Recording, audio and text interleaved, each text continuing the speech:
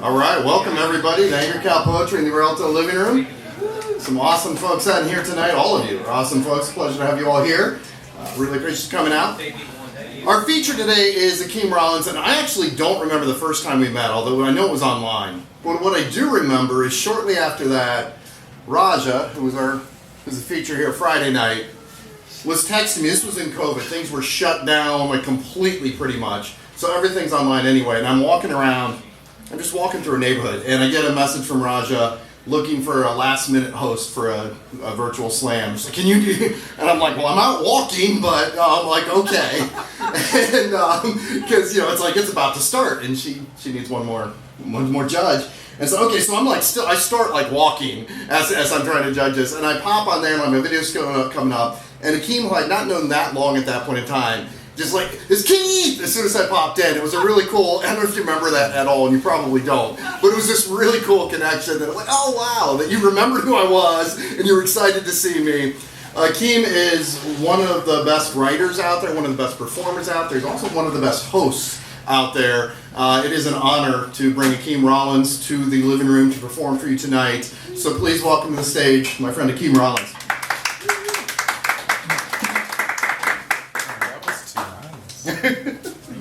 Of course. Please get rid of all of those expectations that Keith has leveraged.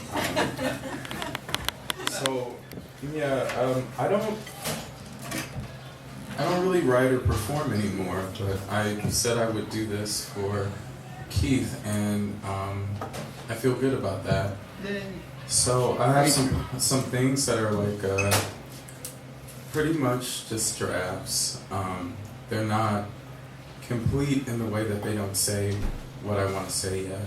I mean, sometimes what I want to say is too much and it's too big for it, but also I have not put in any kind of like craft in the way of editing like I would back when I was a bit more active. So these are just kind of open thoughts as well as some critique. So I kind of structured because I still, as a retired semi-professional poet, I put them in some kind of an order. So lately things have been going kind of south with my mother, and so I started there. Some of these poems are a bit, I hate describing things as raw. What does that mean? Put it in the oven, you savage. But they are in a style that is not a style at all. It's not any kind of a style. It's just some shit that I wrote. We're here for it. Yeah. So whatever opinions you have are yours to keep. This first one is called 80.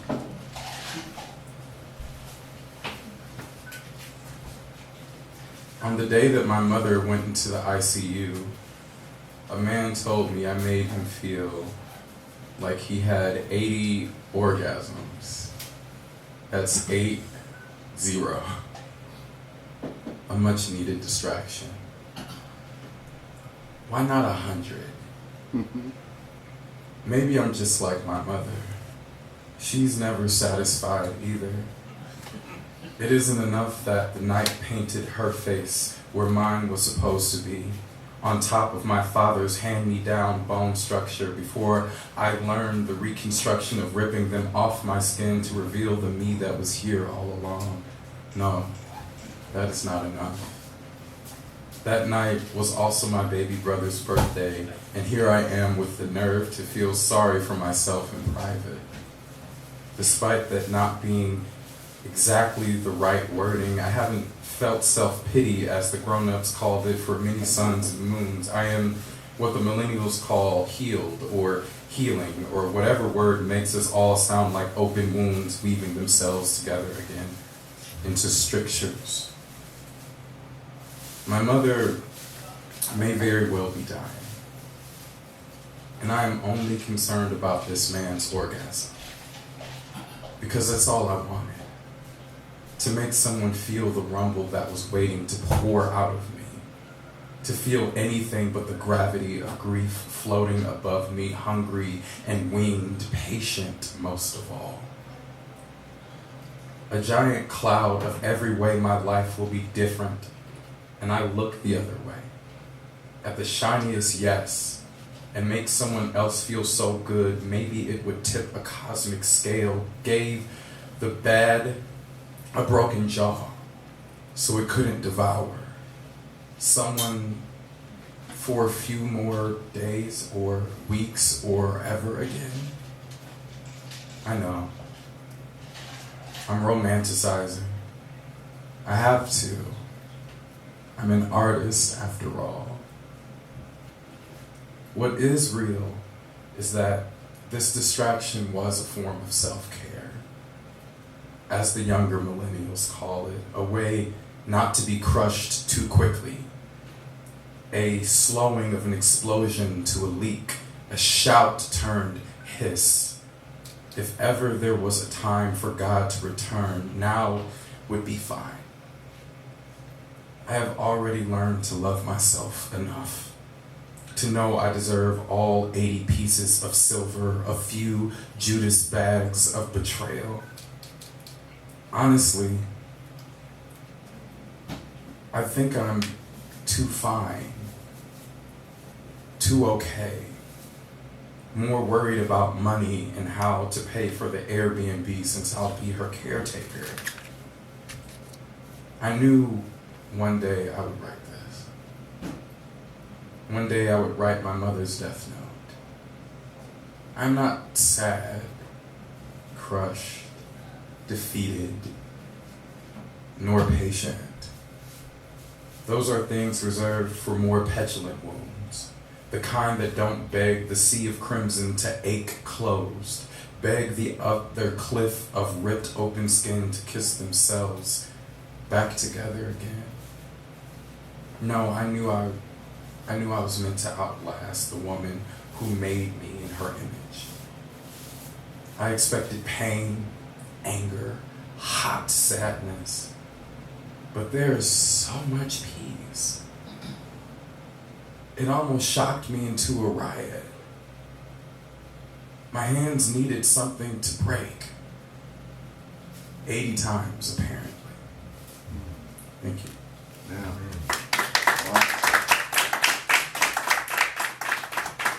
So the first few are going to be about my mother, if you didn't get that thematically.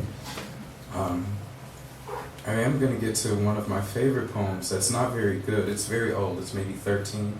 But it's more in an abstract-y kind of weird thing that I used to do when I was younger that I really miss.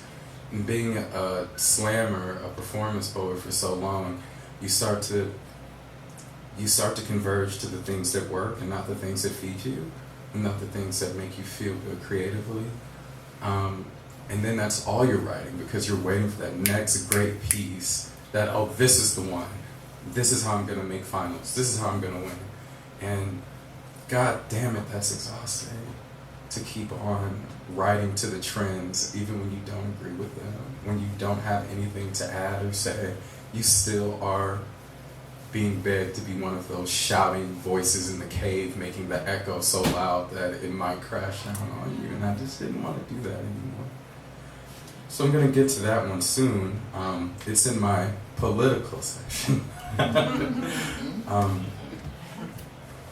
This is called, aptly named, When a Mother Dies. All the children stop and don't know why. A forced breath is had and the spirit is splintered. Inhaled by her offspring, a fracture goes to each fundamentally changed henceforth. I wonder what part of her I'll get. I have so many already and so few still. It's like asking the nighttime quilted sky if it has enough stars. Just the many ones you can see from here, but still so few. Maybe the worry. Maybe that'll be my new old thing. Or the ability to draw again. Or braid hair like hundreds of tiny reunions on a scalp or something. Or something. My mother is a complex woman of many talents. I always grieve for the trees who bear so much fruit they rot. The branches atrophy, turn to dust, eat themselves to memory. My mother is not a tree. She's a woman. Maybe with brown bark, or a bark, or a sound that is too akin to silent wailing, but there is joy in her. Joy is a human construct to make sense of what it feels like for death to leave the body. I wonder if my body will shift to be more like hers. The ache of joints, the creak and hobble, the skin always soft and smooth, an oil ocean of cocoa butter and lavender. I see her and call her home. Not to come to, but a return. She is my home, or at least was the first. Will I become a home after all her words are said and done? Will she take all the carefree, loud head tilt back baby bird screeching at heaven laughter, or will she leave me a piece of paradise to become? I don't know. I have a sneaking suspicion I will inherit her like an heirloom placed on a dusted mantle. Clean, but on its way to forgotten. I want nothing more but to remember and love anyway. Remember all and love despite. Wow.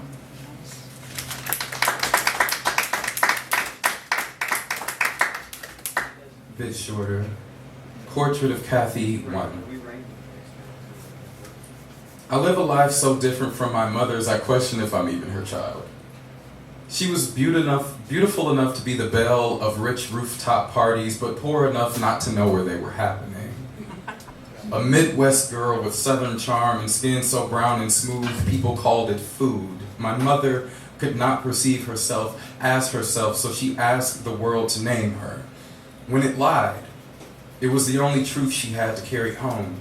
Empty-handed, she feasted until she was starving and saved it for 10 months until I wept into the world. She said, I always cried so loudly as a baby. A grief cry, a mourning wound, a clenched fist throat call, garbling baby bird. How could I not? Somehow, I knew I was born into a nest that would not keep me even if it wanted to. But it didn't.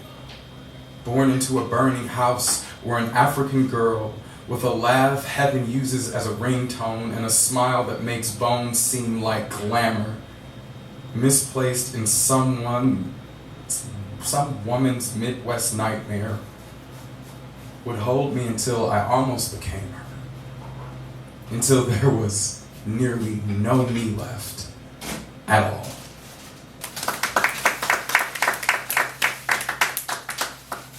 And as you can see, I'm not a writer anymore because these are the laziest fucking titles I've ever seen. This one's called Mom.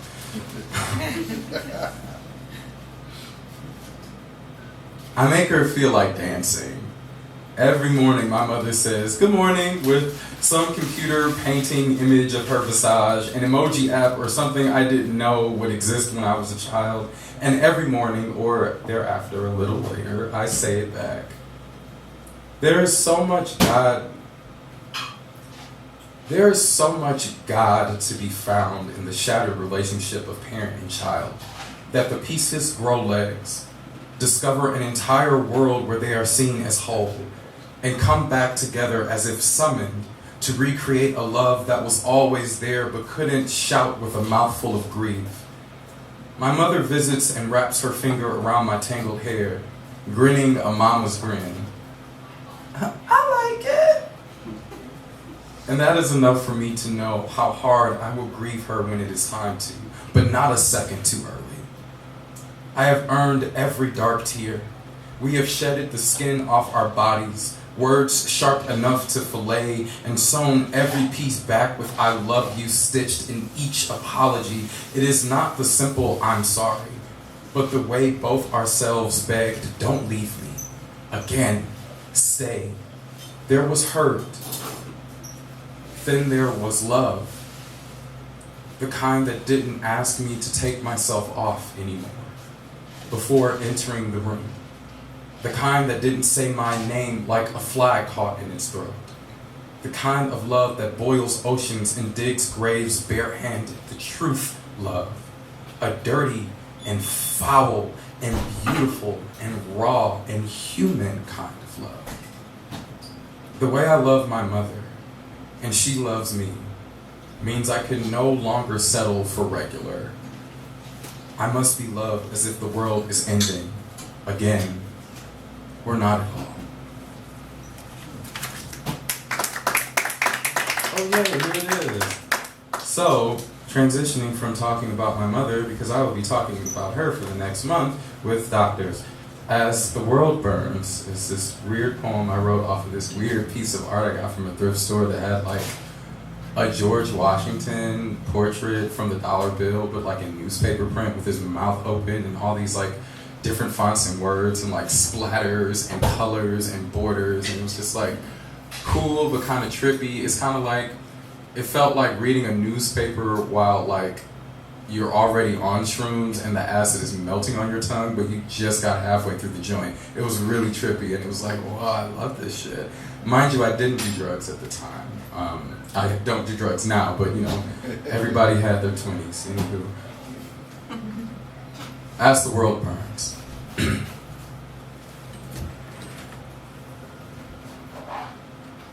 Our forefathers, who art in heaven, birthers of mankind, who terrorized and tortured Beninese gods on an iron pedestal in bronze and coral face masks, who devoured entire generations of hearts wrapped in cellophane mouths and glass identities, I bless thee with this curse.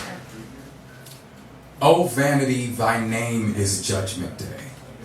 When the essence of collapse is upon us, our fathers disclose apologies loaded in the back row pew of their throaty church calls, a half-cocked attempt at salvation, I say, facing up to mistakes for the storming sadist and excommunicated mothers who can't tell their orgasms from love. In this case, Kieran is a jitney at a Kroger's grocery store bumming a cigarette from God, who is on a smoke break because business gets bad on the river Styx sometimes. Mankind is who has sold God and profited in the pursuit of how to make the perfect earth to measure up to heaven. The word God is so heavy I cannot say it correctly. It is mother. It is jester of tomorrow.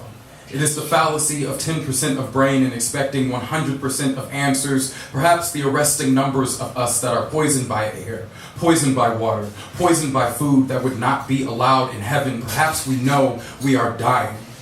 We vampires of decay, our bellies full of blood. This is the monkey business of existence. When you were born, the time bomb began to tick inside. We named fear and unlearned its love for us, how it kept us alive all these many years, an illicit trade of our lives for anything ticking, as a rebellion against your DNA, the spider-hip chromosomes that dance and tickle the billions of you. Mankind is both fact and fiction. We are the thunder and the fuck, the noun and the verb and the adjective. How do you get better? What even is heal? A way to tell it can't get much worse is when your grandmother rocks and rocks in silence, a prison of soundlessness, a locked door giving up on opening, a waiting room of doubt in her heart where her faith sits. She is the reddest shade of scarce sunset sienna. The flowers outside the porch ring her name, a church steeple bell choir of howling yellow, a pollinated chime dying to be healed and to heal. The sun still smiles on an earth quilted in filth it will not claim as its own, despite birthing it. Tonight it snows injury. A meth head celebrates a curled-lipped Christmas and dyes his head evil. The evil-headed runs. He is vanity. Cupid is snorting blow in a Christian back alley to make up for all of his mistakes. An arrow quivers as he makes love to it. He will shoot himself in the head with his own bow tonight and be called selfish names at his funeral. He is the new black. The old black remembers nighttime.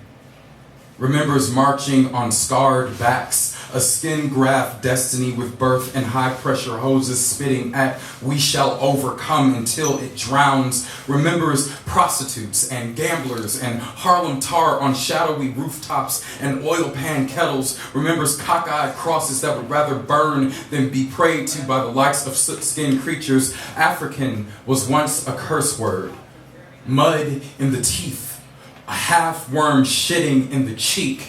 Africa became a European orgy of sever, slice, shatter, cut, crumble as the world burns. This is when the soul of man began to evacuate our bodies, when home was no longer home and all you see is road. Keisha Nicole Foster once said, "The earth fell once." She never mentioned that it bounced.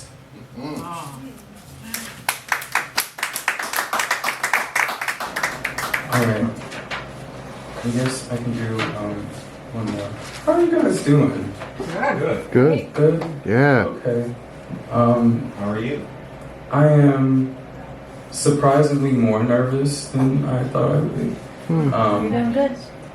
But also, I don't think I've ever read poems in my natural voice before, so that's like weirding me out. So I kind of hear it.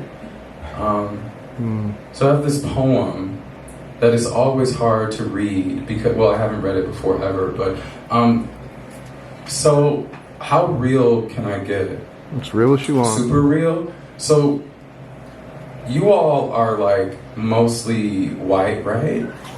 Yeah. It's hard to be black and read poems about white people in an audience with white people because you never know that feeling that's being returned. But I do it anyway because black artists kind of just like do shit, but there's a difficulty in like how to, because I oftentimes I write about race using satire, how to get the point across without coming off as personally critical to people. And if you've ever been a poet or an artist or anything, you've been on stage and got off, people love to come and tell you their opinions, no matter what you just did. You could have just sang ABC and they're like, your LMNOP was not crisp enough. You know, like people love to give you those things. And then you kind of wonder, like, is this something that I'm equipped to deal with after? Luckily for you all, I really don't give a fuck about my equipment to deal with things because I'm not even a practicing artist anymore. So this is called My Dearest White People.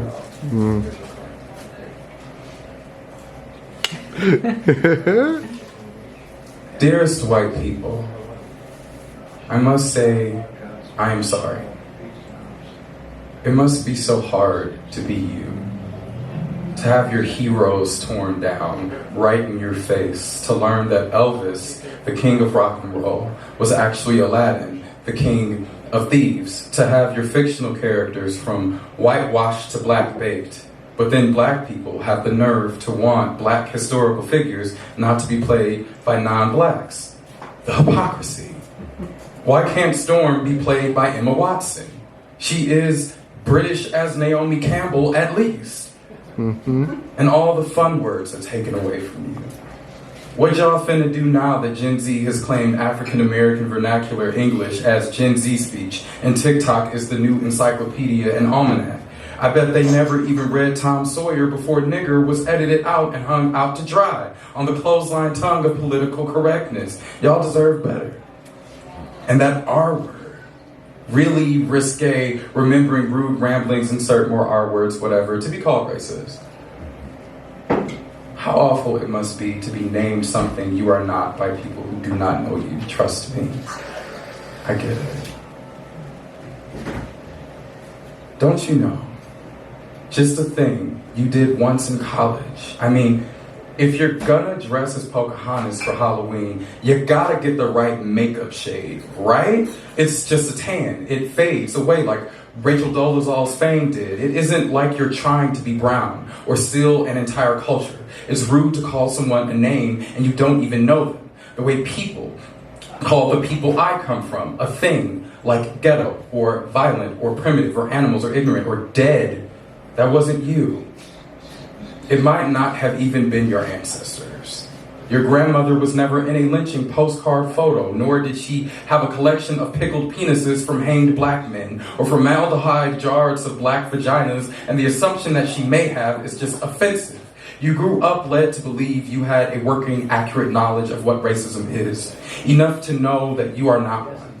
Then here comes all these new words and ideologies and other pesky things that inevitably happen when an understanding of concepts and languages grow, and now they want to call you the R word? You. Are the accusers even American? I mean, they don't even steal. White people really are the most oppressed group in America, white men especially. Listen, it's hard to be a regular white man when the majority of elected officials are white men, the majority of Fortune 500 CEOs, COOs, presidents, vice presidents, board members, senior staff, even the queer organizations, all white men. It's hard to just be fucking regular.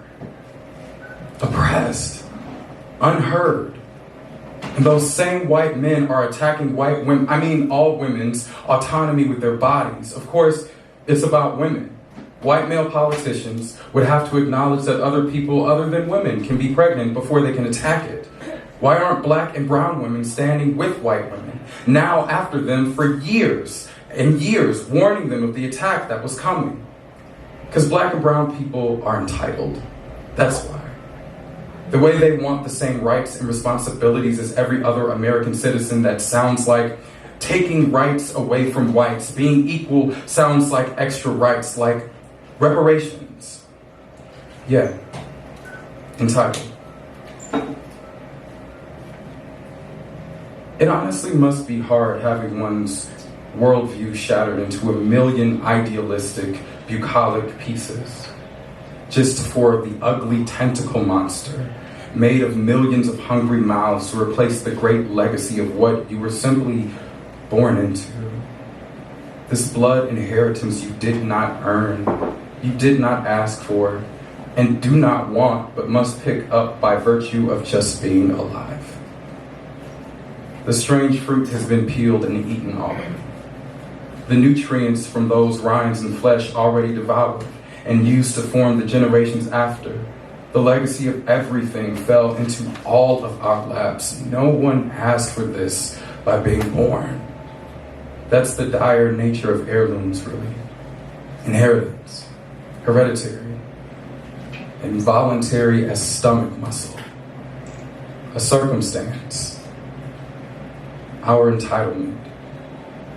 I do, honestly, satire aside, feel truly sorry for you. Racism has touched everything, leaving its filth and stench. Classism, racism's older brother, told it to. None of us have done this, and still we are responsible for its sustained life. How long must we choose death before we realize we are wilting at the same speed? That this world ruins all of us with sick precision. That if love is the answer, we must learn that love is uglier than the beast. It is muddy and dusty. It is a cleaner with no rest or respite. It is covered in the filth and mud of discomfort, the grime of all that threatens to end us, because to clean the muck, you must get in the muck. The day I learned what love was is the same day I held a mirror to my ugliest parts. Said, even if I don't now, I will love you. Somehow, despite the ache, I will love you clean.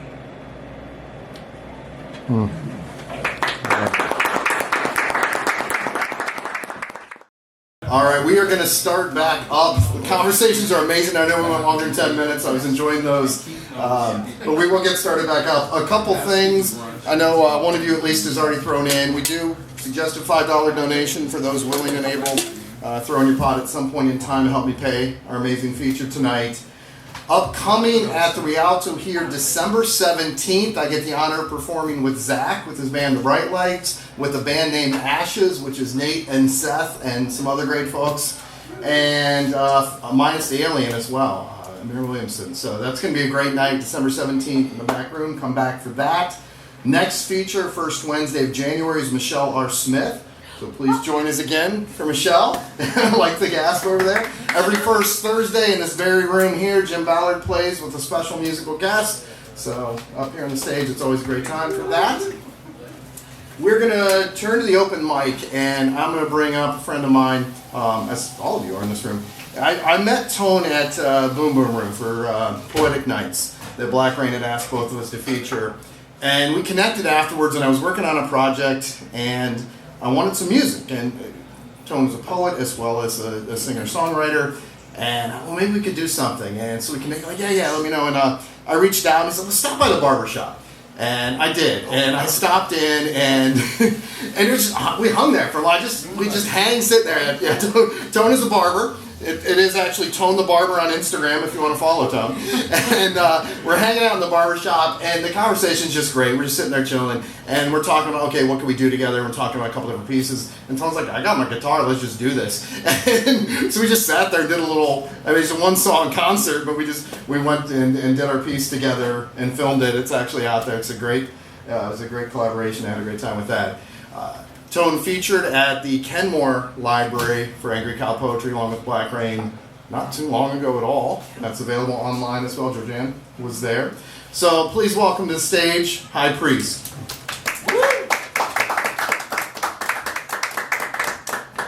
Last time I was here, I brought my guitar, but I didn't play it at all.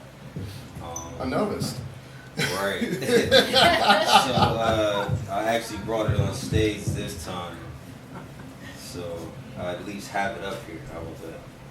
All right, it's got to step closer. Right. Maybe we'll play it next time. We'll see.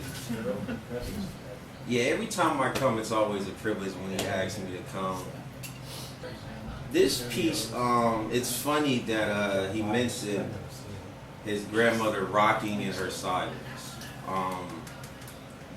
To me, silence is actually the thing that unites us all. If you can hear it. A lot of people listen to the chaos over top of it, and they can't find themselves in the silence, in the stillness, in the quietness that is. And it can be difficult when you're outside of that. Sometimes it can be frustrating, and you take life personally. People's opinions matter. Your thoughts about yourself matters, and it kind of keeps you from being able to recognize and familiarize yourself with that stillness. And like I said, in that stillness, that's unity. Because in there, it's not a black and white thing. It's not a male-female thing. It's not a personal thing at all. It's very impersonal, but it actually would, like I say, connects you to everything and everyone. If you can pay attention to it, it's there. Trust me. But you have to be able to hear it. Not with these, though. So this poem / short song, I call it, is just a reminder of that, to pay attention to that silent awareness that unites us all, if you would. Okay. And I don't even have a title for this yet, so we'll see. You might call it Silence.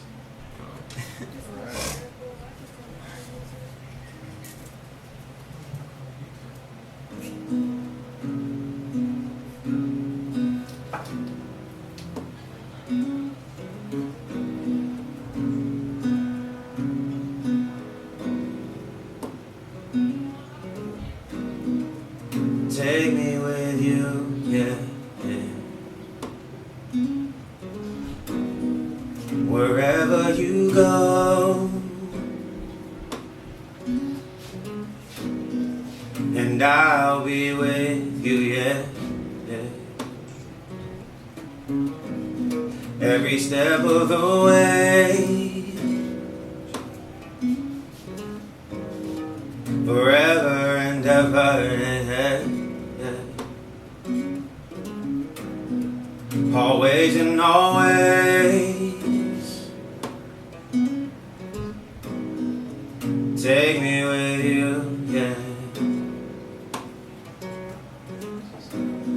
Every step of the way. Wherever you go, and I'll be with you.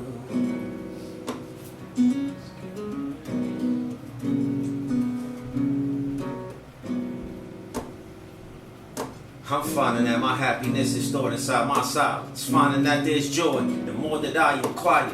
Paying less attention to the world around me. Finding I'm the source of my surroundings. I provide the world I look around in. How could I ever not be grounded? I define what ground is. Now I'm walking on my fears. The grass greener overhead, yeah. Enemies tread lightly. Now I can see the snakes.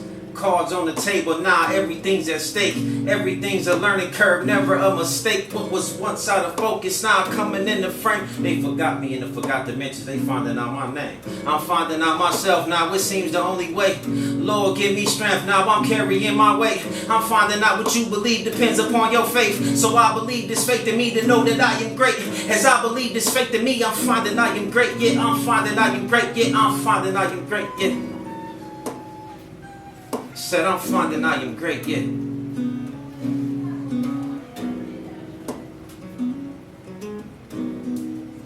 Take me with you, yeah, yeah. Wherever you go, and I'll be with you, yeah, yeah. Every step of the way, forever and ever, yeah, yeah. Always and always.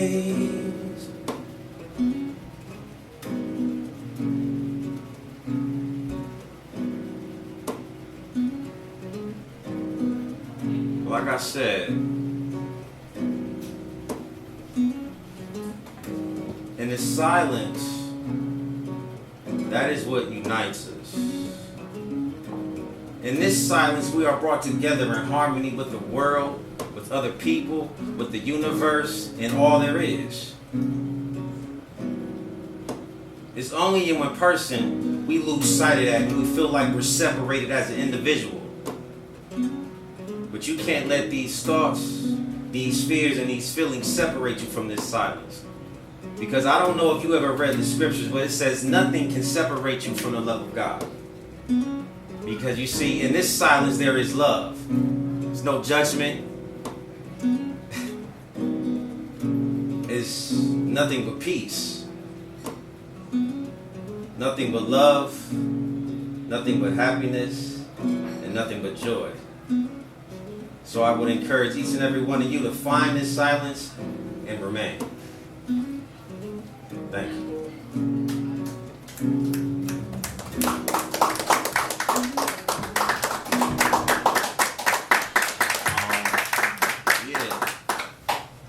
I really like that piece because, like I said, a lot of people find it hard to relate because they feel like they're such an individual and they have like this personal box and they want to put everybody else in personal boxes and things of that nature.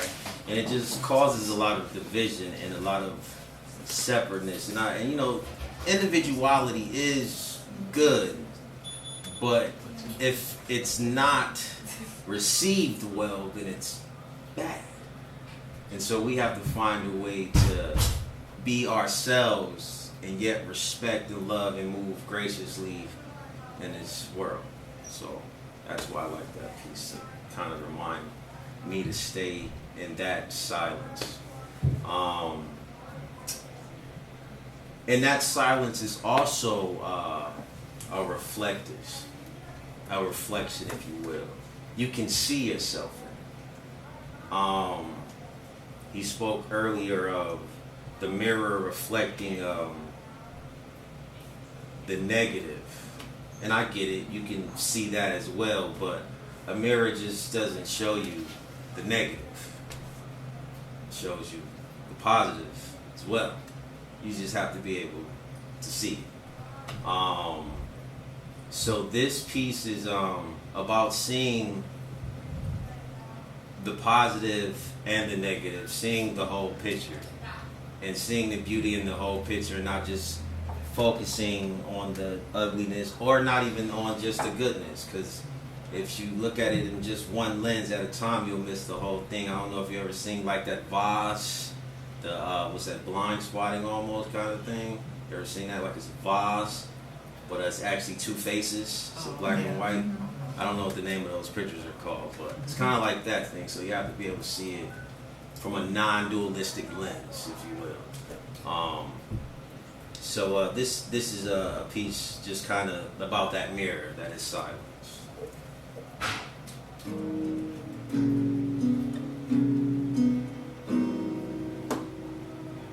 Say mirror, mirror on the wall, say tell me what you see. Say mirror, mirror of my soul, say can you show me me? Say mirror, mirror on the wall, say tell me what you see. Say mirror, mirror of my soul, say can you show me me?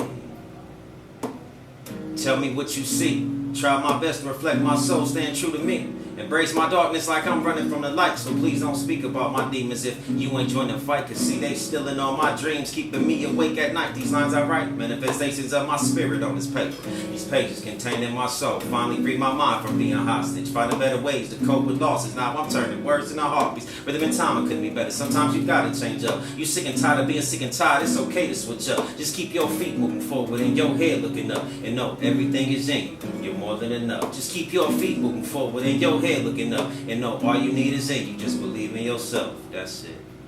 Say mirror, mirror on the wall, say tell me what you see.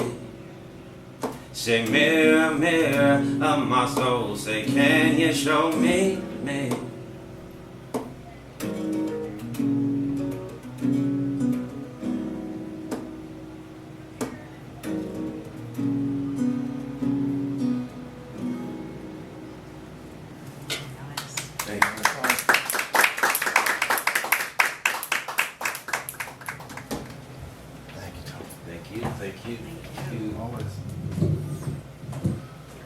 All right, so I guess I'm telling stories tonight. So Raja's coming up next. Raja was the September feature here at Angry Cow Poetry in the Rialto Living Room. Was also the feature for Kenmore Winter Break Friday night, the opening feature. We had a poet here at the amazing Rialto Theater. Thank you so much for having us, as always, Nick. And so one of my favorite memories with Raja is Raja performed at the Larchmere Porch Fest with Danielle Nicole Nikki Dixon, who's a regular in our event, our first feature here, and Keisha Nicole Foster, who Akeem mentioned, referenced in one of the poems that Akeem read earlier. And after Raja's awesome set, the whole set was great, all three of you, we got to hang out and then walked around, and there we did dress shopping, and you got a really cute little dress, and we got lemonade twice because it was really hot, which was mostly me. The first time was both of us. And the second time, like, you sure want something else? Like, it sounds like you want something. I was like, yeah, I'm going to go get another drink. So I brought us some more lemonade, and we got food. We just got to hang out for quite a while, and it was a really great time. And so Raja is going to come back up to the stage, and bless his right, Akeem volunteered you. Yeah. Is going to come up and read some pieces or piece, whatever you prefer, tonight. So please welcome to the stage Raja Belle Freeman.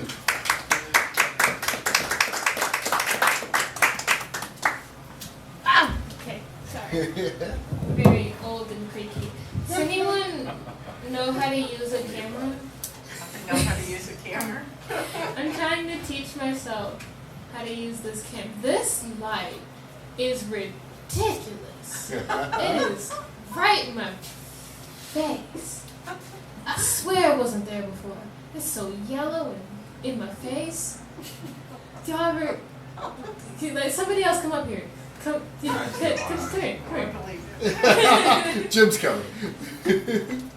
Just stay right here, right, and look forward. Oh, been there, done that. Isn't that nuts? Yeah. Look how bright that That's is. crazy. Well, but at the same time, it helps you not get scared of the audience. Right. Just be scared of the light instead. Move your fear. All right, you speak into the light. Take your fear To the line. and put it somewhere else. Don't go into the light. Don't go into the light. Let the light come to you. Crisis writing number 34. The light of Rialto. Oh my god. No, I'm okay. Kind of. It was like that Friday. Was it? Are you sure? Yeah, absolutely, 100%. I think you're lying. I never change it. I think you changed it just because you knew I'd get up here and not like it. You're like, Roger's coming back. Throwing you a curveball.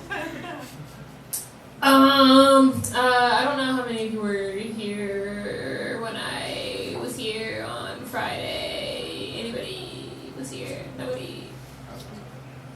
Great, so almost everybody's hearing this poem for the very first time. Sweet. I wrote this poem in a room full of old white people, which I find myself in that situation very often. I don't know what's going on with that, but I'm doing this Yes, you do. It's your friend. I'm doing this program with the Cleveland Heights Poet Laureate. He is bringing a bunch of old people, preferably old people. We let young people in there too. For this intergenerational poetry project, so we've got these teen youth writers, and he's got me, and I'm 24, and he's got himself, and he's old as fudge, and I mean fuck, he's old as fuck, and he he gets these old people to come into the library and like write poems about the city of Cleveland, and he's gonna put them all together in an anthology, and he got all this big grant money to do it. It's kind of a big deal. I just got interviewed for an article about it. Like it's a thing, you know what I mean? So we got all these prompts, right? And this one was from the day that the prompt was about place or buildings, more specifically. The prompt was like, tell the story of a building. I can't remember exactly. I didn't follow the prompt. I kind of did. It was the place prompt day. You get it? We were talking about place that day. So, I did not follow the prompt, and the poem is called "When the Prompt Deals with Place."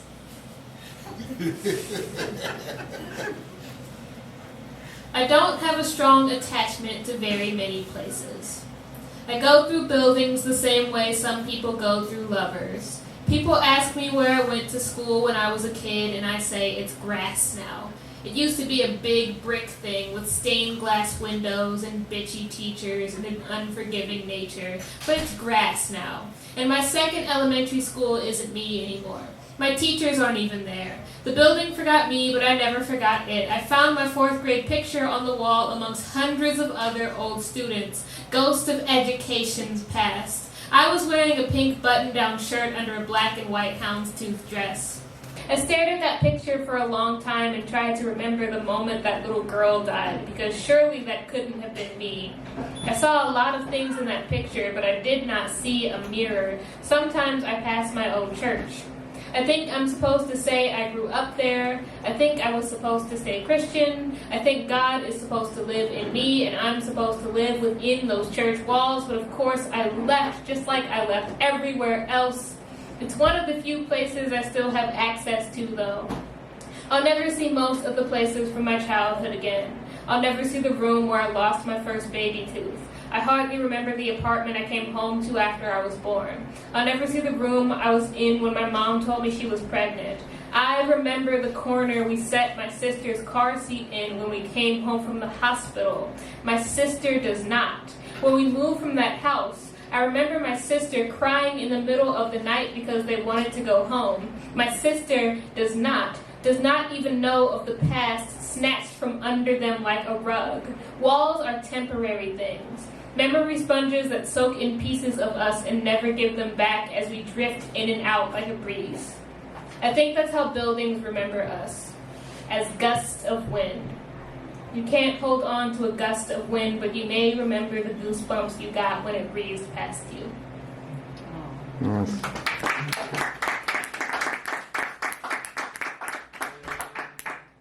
No one wants me to do another one, right? And another one. What? We all would love you to do another one. Try. If you're feeling it. You don't have to, but we'd love it. No pressure. No. Thanks, Akeem. I feel like you got outvoted. Okay, hold on. Okay, hang Your on. vote counts as 5. You are the teacher. I feel like your vote should count for something. For one. For one. For one. I feel like, no, there was another poem I wanted to do and I can't remember what it was. Maybe I should just sit that down.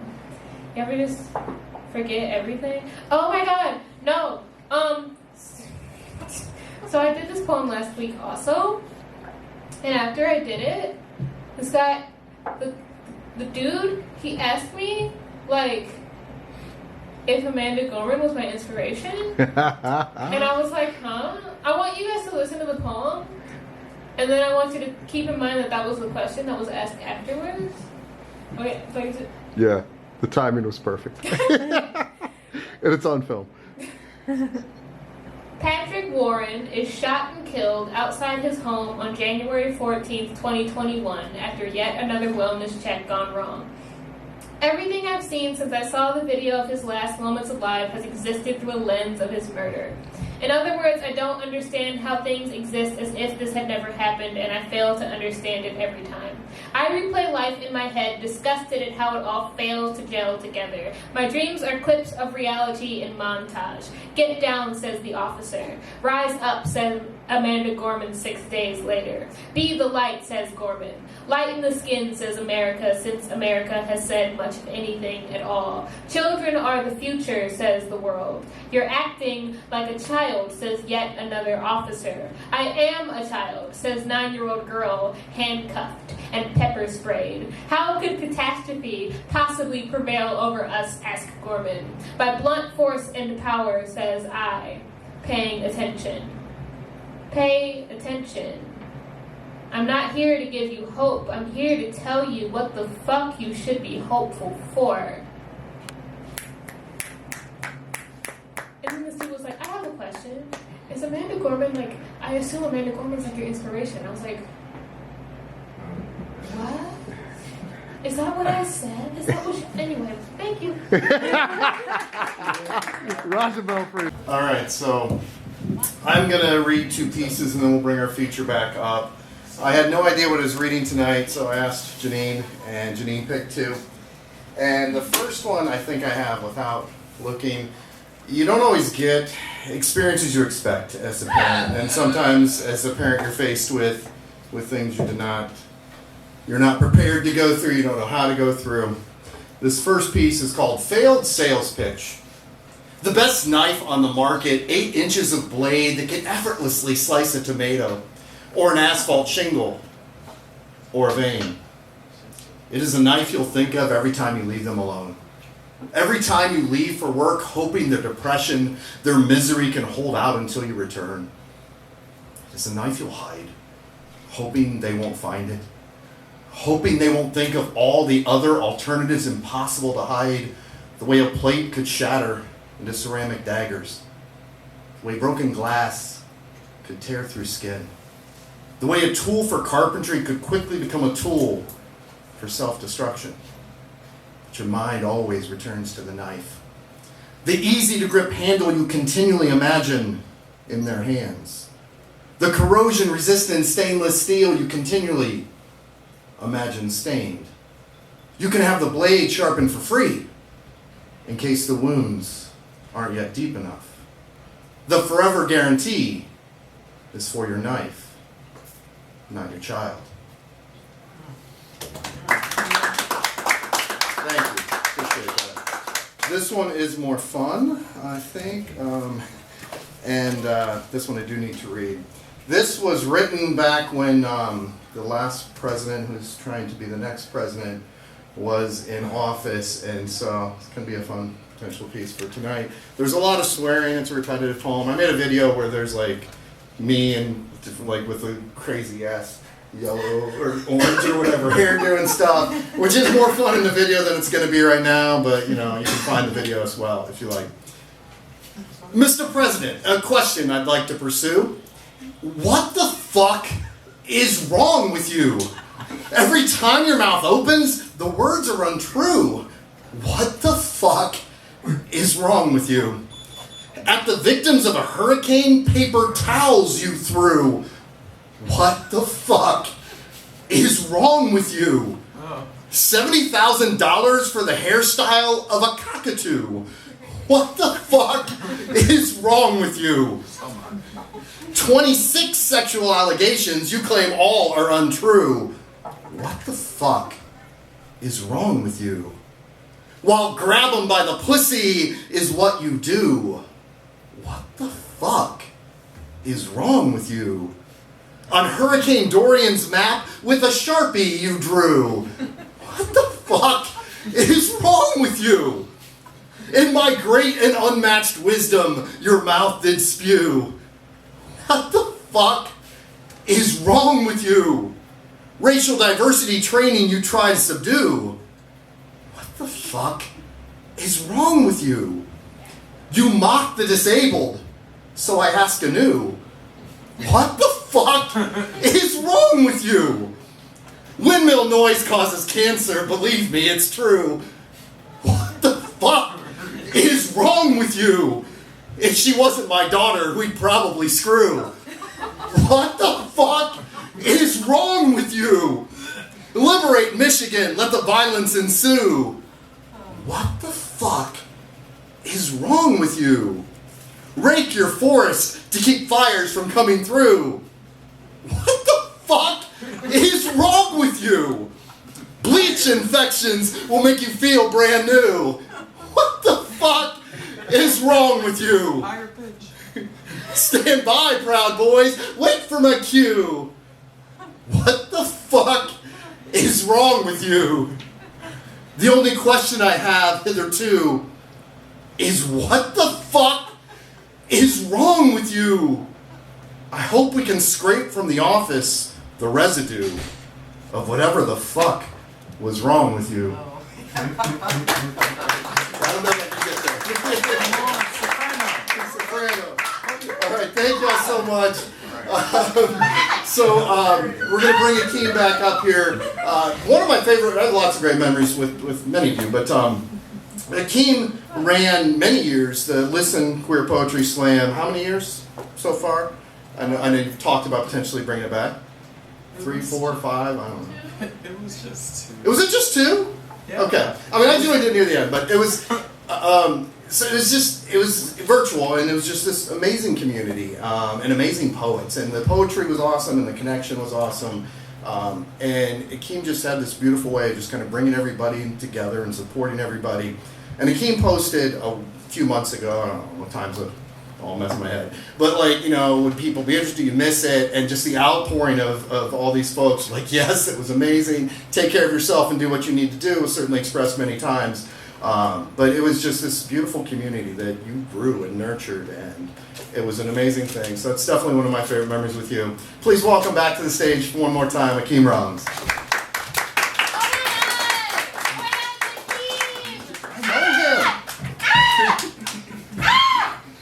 Yeah, I did that.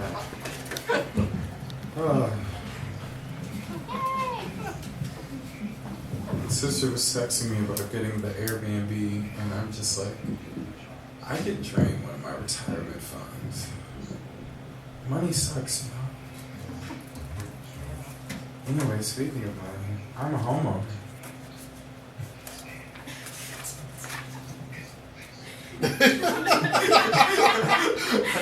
I said homeowner.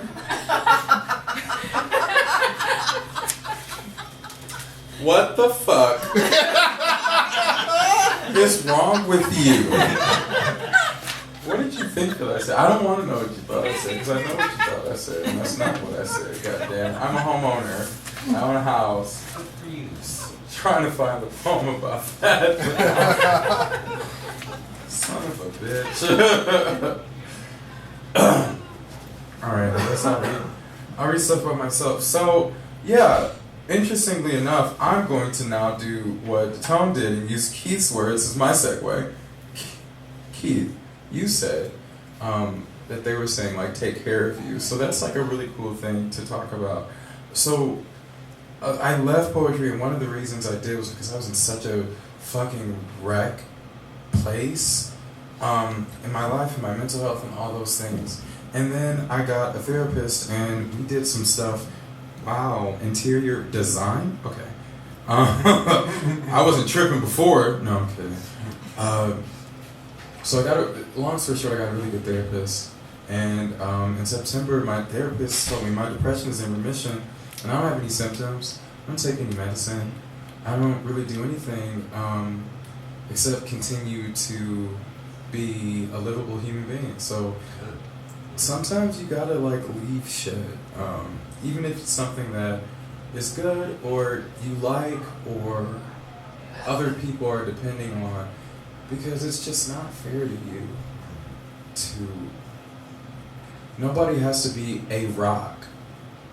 You can support other people, but we're not meant to be rocks. Rocks don't feel. That's why we use them as foundations for homes. People do. And I was not okay, and I could not sustain that kind of a community by myself in the way that it was sustained. So thank you for mentioning. I do love it. But when they said take care of yourself, I did exactly that. And I got, I worked through a lot of shit.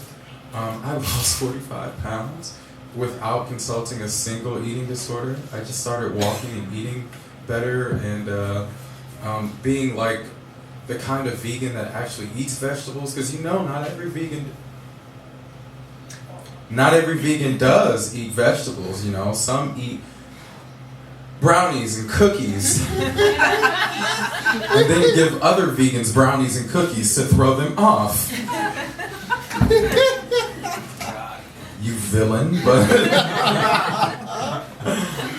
but no, it's just it's been really nice to get back to me. And the thing I keep on saying, and I might say it in one of these poems, I don't know, because fun fact, I did not read through all of these, but it's like now I have the rest of my life, and that's the most important thing. It's like, oh wow, wait, so better is not only possible, but now there was a life waiting for me afterwards. And when you're in the grips of mental illness, you don't see that. Anywho, these next few poems are about like kind of me going through that. So they're not really about like the bottom, like just the, you know, like I said, to tone the darkness of another light. It's kind of like, you'll see. This one is called, again, very creative titles, What They Don't Tell You About Growth is you will have whole days of not knowing feelings, words, your place, how anything fits, why the world spins, or how you got in it, as tiny as you are. You will think of yourself every day, constantly wondering what you were before. You cannot have your yesterday, but you will have your tomorrow. You cannot be what you were, but you will have all that you will be. This is Homeowner. Today I own something and cannot fathom the distance from the people who first footed soil here and the last ones buried beneath it. Another male solicitation swooning me, the homeowner, to purchase something only homeowners buy. A home that mental illness builds is a home with no walls, is vast, swallows light, sometimes names darkness comfort, calls God absent every day, fires him for no call, no show, scratches at his skin and begs him thinner, says abomination and means his own name, watches boys jump into cars and disappear forever, turns their names to television static, severs a mother's love from her son, shatters every mirror. The home depression built me, a cold death on a warm summer night, a statuesque woman with a deep voice and money thick as summertime midnight, a bus home for the boy with none to return to. A fist flies from a mother's mouth, and the homeless boy wonders if all dogs do go to heaven. He barks his fear and wags his tail to warmer floors or couches or wherever tiny round toys bounce when they are lost and forgotten. When he remembers the men who tasted like escape, the boys who told him he is unnatural and then created unnature with him. His first kiss, who wouldn't call him black. The man who told him he looked like a crack baby. The friendship wrecks along a beach of jagged bones, the shape of laughter. The sad, sad, sad, sad tale of how every brick in every city had victim written on it, and they fell to his feet to spell his name like a gravestone. The house depression builds must be torn down nail by nail with the teeth. I lived in a tattered home for years until I yanked the name victim off my scars and found the jagged letters spelled victory. I became a shout from an angel's trumpet, told God I am alive, and that's just enough for me. I bought a house and then I decided to live in it. I decided to live instead of survive. All that depression says I can do is survive, and now I know the lie of survival. How it is saccharine posing as sugar. How sweet it is to romanticize my pain and know it is all fake. I am not alive because of all the ways the world has tried to kill me. I am not alive because of all the ways it failed. I am not alive by all the ways I survived. I am alive because of all that I lived. How my nephew's laughter sounded like stay. How my best friends resurrect me and do not call me Lazarus. How my mother never left but only stood still as I drove toward adulthood, and objects in the mirror appear smaller than they are now. How love kept whispering, enough, enough, enough, not because I had enough, but because I was enough. I was a homeless boy on dangerous, hungry streets. No teeth but all swallow. And I own a home now. Found a sort of life that is my own. One where I do not fear the dark, but I laugh in it. Like a nephew that only knows how to joy at his uncle. This is where all of the God has been. Not in survival, but in living at all. It is not depression's job not to be heavy. It is my job to learn how to lift it so I can walk home. I do not live in the darkness that lives in me. I live in all the ways love has said stay. Worthy, enough, godchild, star boy, clean, whole, worthy, light, alive.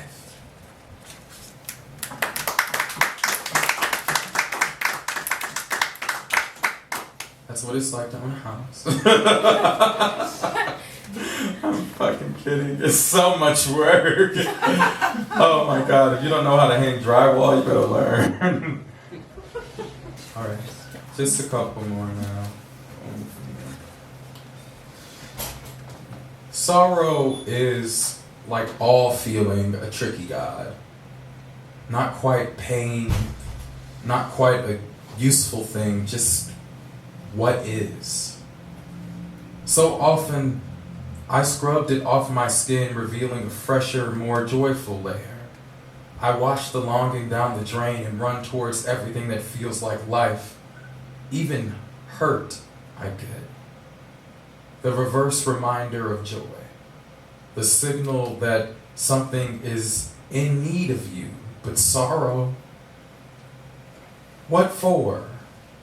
How does sorrow assist in my aliveness? I wrote a poem with sorrow in my mouth several times, and every time I spoke with those words, only sorrow remained. I wrote a poem where my life was almost not worth the fight. I did not get a health point from those scrambles of languages, just an ache that led to no root, no signal. Something hurts, just a moment where the walls melted and the floor fell from beneath my feet. The the fist punch of my heart through my chest. And what use are you now, sorrow? What other name do you hide behind that is more useful than you are? How much do you steal with no plans to return once you don't need it anymore? What kind of a God hides his mouth, but takes all the words anyway?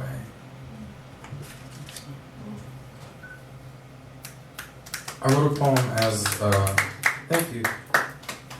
I wrote a poem, long story short, there was a session where I realized, what I thought was the enemy was not the enemy, and so I kind of tried to write something about what I was thinking, and it's just called Of Sadness.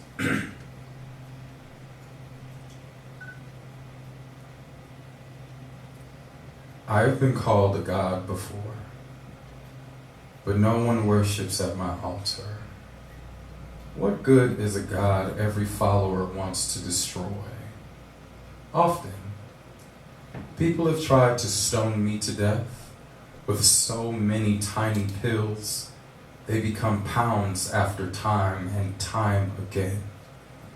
Swallowing tomorrows where my voice isn't gone for them, just silent. I'm a scream that only you can hear. I've been called a diagnosis, but more often I'm a symptom of a pain in your body, a pain that your body forgot how to tell you is there, still a cry for a help that isn't coming, or looks so much like nothing at all it is mistaken for help and called antidepressants funny. They never asked me my name before they called me depression or melancholia or something to be choked to death with powdery medicines and so much talk. I don't want anyone to die. I don't want you to hate yourself.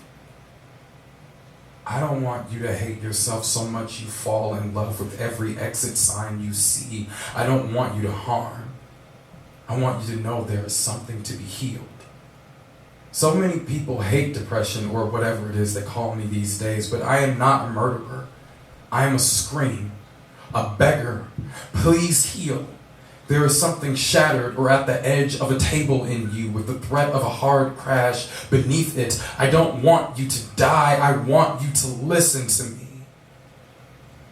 There is something you are holding that is devouring you, pretending to be your own hands. How often do people mistake trauma for personality traits? I have to be so disruptive that your life stops, that you look and find the thorn bleeding you out. Some people call me the illness. I am the symptom, desperately trying to lead you to the illness, the messenger that looks like a demon, the evil placing me in front of it so that I am all you see. Don't see me, hear me. You are not a wound, you are wounded. You are not trauma, you are traumatized. I am not here to be a forever, I am a warning, a symbol. I have been called a god before, a demon in some stories. I'm not. I am a warning.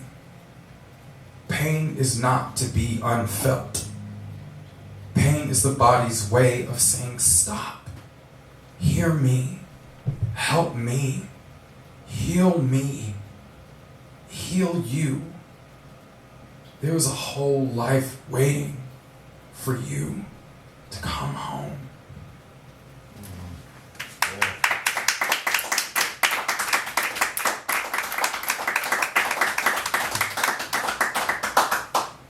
Basically, I realized, oh shit, my depression wasn't the enemy. It was showing me that there was something that was wrong. And then I found that thing, and then all of a sudden, I just felt like a human being again. It's kind of fucking crazy.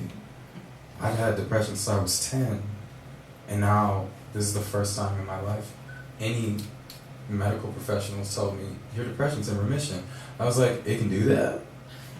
What do you mean, or like the electric slide? Like, what you talking about remission? What that mean? And so, yeah, it was like, oh shit, there was something wrong. And then when you find it, you pull it, and you go, oh wow, oh God, have I been living like this all this time? You mean this isn't life? And so I was kind of trying to write like, depression is like trying to tell you, hey bitch, open the door, as opposed to you thinking that it's trying to kill you, it's trying to keep you from the killer being, ultimately being yourself, or using you as the murder weapon. Anywho, tired. I am so tired of grieving. Myself, others, still alive. I am tired of carrying what I was given before I knew I didn't have to pick it up.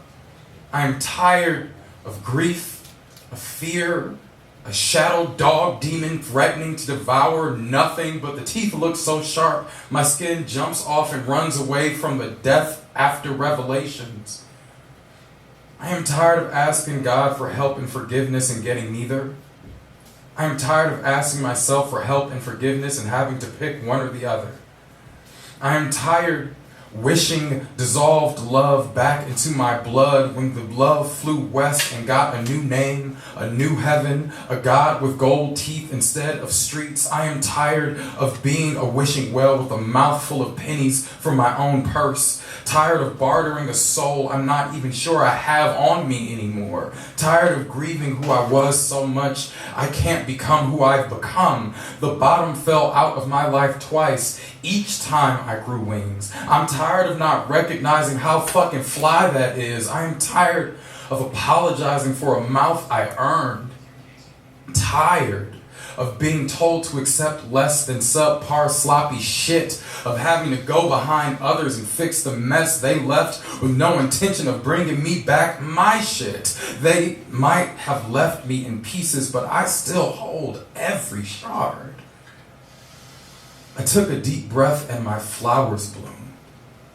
I touched my skin and a baby grew 2 teeth. I opened my eyes and the sky wept. I dug in my nose for gold. And going 12 quarters and 6 dimes, I returned to me exhausted from the trip around a Jesus year, so tired of pulling Saturn back to its correct spot in my sky that my back knots began to pop and all the trauma I was holding rushed a rouge river down my arms, and my tickled giggles became a vaccination for what would try to kill me later but can't anymore.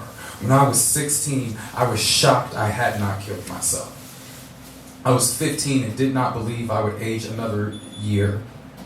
My 18th birthday was a surprise party for my beating heart. 25 was a ghost in the desert. I am 33 and I want to live so much I wake up every day. That is what healing looks like. An alarm clock, a too bright sun, stank breath and toothpaste, mundane. This is what tests sound like. I needed to take a break, and now I will never break again. I was stuck in a thunderstorm for 8 years, so long, I didn't even know I was still drenched with sorrow. I didn't think a body could tear that much and not dehydrate, but there was a God somewhere, sewing my forgiveness together. A bright green sky on a blue field to turn my world upside down to right side up. Here, I was thinking circles were lazy shapes. Too afraid of commitment to make a straight line, but every line can bend back to its start with the right amount of force, and I am still so tired. I am still so tired. Because the journey back to myself was long. But at least now I'm home. I can rest. I can put my heart back in my chest and wink at the sky.